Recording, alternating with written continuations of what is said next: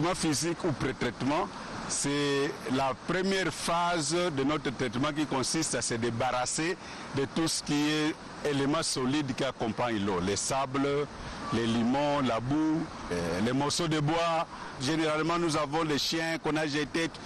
C'est pour se débarrasser de tout ça. Parce qu'en fait, nous avons à traiter l'eau brute qui arrive, non ceux qui accompagnent cette eau-là.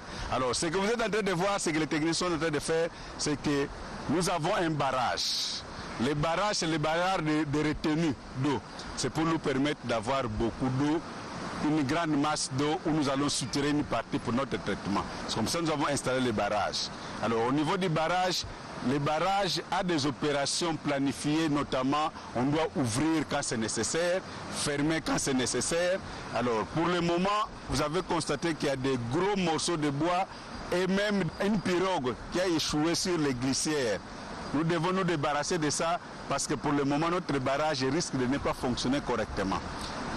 Alors, nous sommes en train de faire des manœuvres avec les tirs forts. Nous devons enlever cette pirogue-là et ces troncs d'arbres qui bloquent nos glissières.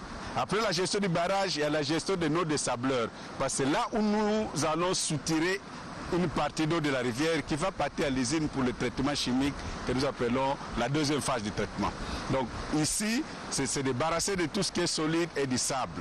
Pour le sable, nous avons des désableurs. Le rôle des désableurs, c'est que l'eau qui entre dans des sableurs, il faut que le sable se dépose pour qu'au finish dans l'épuisade, nous n'ayons que l'eau impropre évidemment, mais l'eau qui va être acheminée à l'usine pour le traitement. Elle devait d'abord passer par le traitement des eaux usées et enfin, du processus, enfin nous prenons pour le traitement de l'eau potable. Mais nos usines qui n'ont pas été conçues pour traiter et les eaux usées et de l'eau potable sont contraintes de faire les deux à la fois. Conséquence, c'est la consommation de produits chimiques qui devient énorme. Nous verrons au niveau des usines, là où nous traitons dans le temps à 10, 15, 16 grammes par mètre cube, nous sommes à 40, 50 grammes par mètre cube de sulfate d'alumine par exemple. Ce qui fait que le coût de production a sensiblement augmenté. Il a été multiplié par 4 si vous reculez de 10 ans. Mais quel alors message pouvez-vous lancer à nos autorités pour que la régie des eaux puisse pallier à cette situation qui autrefois n'existait pratiquement pas? Bon, ce que nous allons demander aux autorités politiques, c'est pour le moment, nous avons deux préoccupations. La première, c'est qu'il faut trouver les moyens pour délocaliser nos captages de production. Pourquoi? Parce que nous sommes dans un système où il est difficile de gérer les sables, il est difficile de gérer les immondices, il est difficile de gérer tout ce que la population jette dans les caniveaux qui viennent chaque fois qu'il pleut.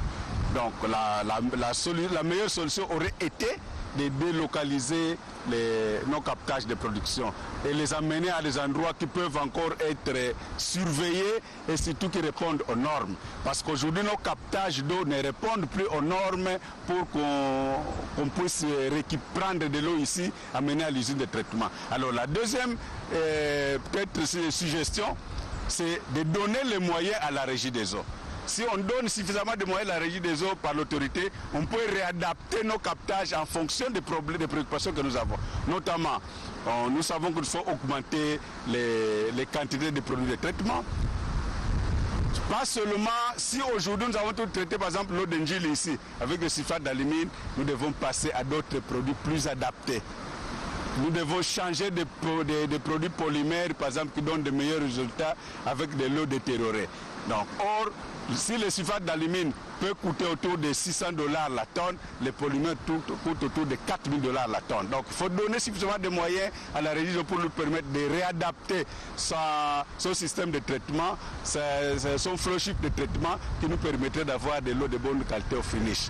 Avec ce que nous faisons, nous avons de grosses difficultés. Avec l'environnement qui subit de plus en plus de constructions anarchiques en face de bâtiments, de complexes, de captage d'eau, est-ce que cela également perturbe ou pénalise? Bien sûr, parce que quand nous venons construire au bord des rivières, qu'est-ce qui arrive? C'est que tout ce que nous avons comme détritus ménagères sont jetés dans la rivière. Il y a même nos fosses septiques Il y a des gens qui communiquent leur tuyau directement dans la rivière. Et tout ce que nous avons comme déchets que nos mamans utilisent, tout est jeté dans la rivière. J'ai dit, la détérioration de la qualité amène non seulement par exemple l'augmentation en coût de production pour les produits chimiques, mais aussi le système lui-même de traitement. Parce que quand il pleut, nos grilles sont obstruées, nous avons des difficultés à avoir de l'eau à traiter. Donc nous devons chaque fois arrêter l'usine, se débarrasser de tout ce qui empêche, tout ce qui s'agrippe à nos grilles pour reprendre la production après. Or, chaque fois qu'on réduit ou bien qu'on arrête l'usine et que nous reprenons quelques heures après, refaire la pression au réseau de distribution pose toujours des problèmes. C'est à ce moment-là que tout le monde se plaint. Quand il pleut, la régie des eaux arrête la production. C'est indépendamment de notre volonté. Donc, il aurait fallu conserver les zones de protection, comme ça se fait un peu partout. Comme nous avons raté cette situation aujourd'hui, puisqu'on a construit un peu partout, c'est ou bien délocaliser, ou bien réadapter le traitement avec des moyens plus conséquents. C'est tout ce que nous pouvons faire. Ici, nous sommes au niveau du dessableur. Comme j'avais dit tout à l'heure, nous étions au niveau du barrage. Le barrage, c'était pour avoir une grande masse d'eau et le soutirage se fait ici au niveau des dessableurs. Nous avons 9 dessableurs et dans chaque dessableur, il y a des grilles à l'entrée, des grandes mailles de 10 cm au moins et des petites mailles à la fin du dessableur de 4 cm. Le rôle des sableurs, c'est pour que tous les sables qui accompagnent l'eau, parce que je vous ai parlé des grilles, c'est pour enlever tout ce qui est solide, les sachets, les morceaux de bois, les bouteilles d'eau, mais les sables continuent avec l'eau. Alors, le dessableur a comme rôle, c'est que les sables se déposent pour ne pas arriver jusqu'au puisard, là où les pompes prennent l'eau pour envoyer à l'usine. Donc le rôle des sableurs, c'est pour se débarrasser du sable qui accompagne l'eau. C'est en pente et quand l'eau passe, le sable qui a une dimension, qui a un poids plus grand que l'eau, va se déposer petit à petit. Et au fond ici, nous avons de l'eau qui est débarrassée du sable. Malheureusement, actuellement, avec la grande quantité de sable qui amène l'eau, il y a quand même une partie qui continue. Et cette partie-là se retrouve dans les ouvrages au niveau de l'usine. Mais, comme vous le savez, le sable, c'est le premier ennemi de nos pompes, des organes internes des pompes. Donc, nos pompes n'ont plus une durée de vie comme il se doit. Elles sont facilement attaquées et ils tombent régulièrement en panne à cause de ça. Le mur de ce dessableur a été relevé. Oui. Et pensez-vous que le dessableur peut encore connaître quelques problèmes qu'il a connus quelques jours avant? En fait, les dessableurs continuent à jouer leur rôle. Si on a relevé le mur que vous constatez, c'est parce que les pluies qui arrivent ces derniers temps, la rivière déborde très régulièrement. Et nous n'avons plus la hauteur maximale à laquelle l'eau était arrivée l'année passée.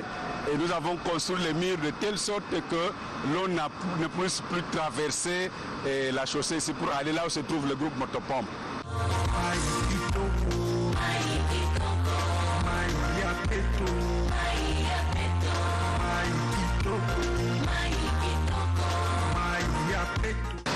Nous sommes dans la salle des machines. Nous avons pour le moment 6 groupes motopompes qui fonctionnent ici et 2 autres qui sont en réhabilitation de l'autre côté, nous allons les voir. De G1 à G6, les 6 groupes motopompes fonctionnent. L'usine a été conçue pour fonctionner avec 6 groupes motopompes.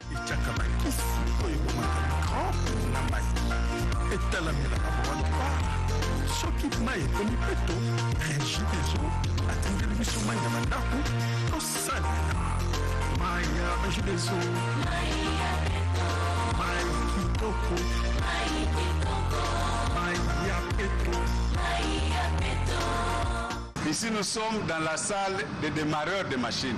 Chaque groupe motopompe a un système de démarrage pour démarrer chaque groupe.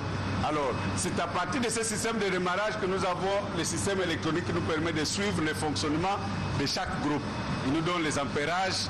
En bas, là-bas, nous avons la pression. Et en fonction des ampérages que ça nous donne ici, nous savons nous assurer que le groupe fonctionne normalement ou pas. Dès qu'il y a un défaut, le défaut apparaît ici et nous devons intervenir sur le groupe Motopompe. Pour le moment, nous avons regardé, les 6 groupes fonctionnent correctement. Donc nous sommes dans les bons.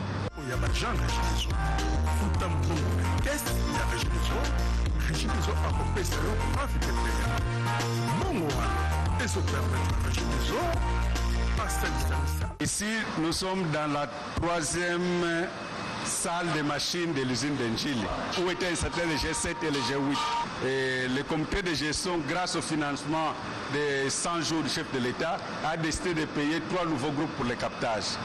Et les 2 premiers qui vont être installés, c'est les G7 et les G8 dont les travaux sont en cours. Et vous voyez même qu'il y a la pompe du G7 qui est déjà en train d'être fixée. C'est pour faire l'alignement. Comme ça, on va couler les massifs. Et dès que le massif est coulé, on va le mettre en service. On va ajouter les moteurs et on le mettra en service.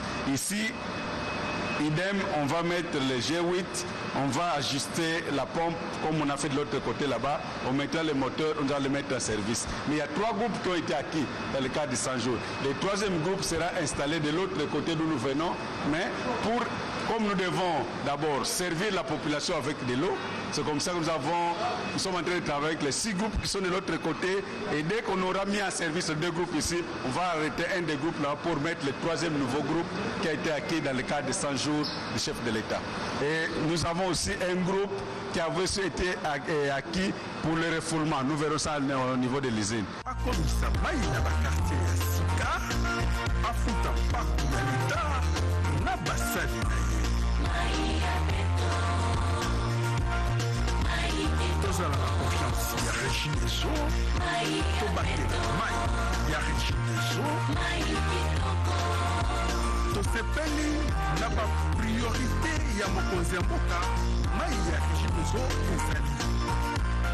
Nous avons été au captage, nous avons expliqué les traitements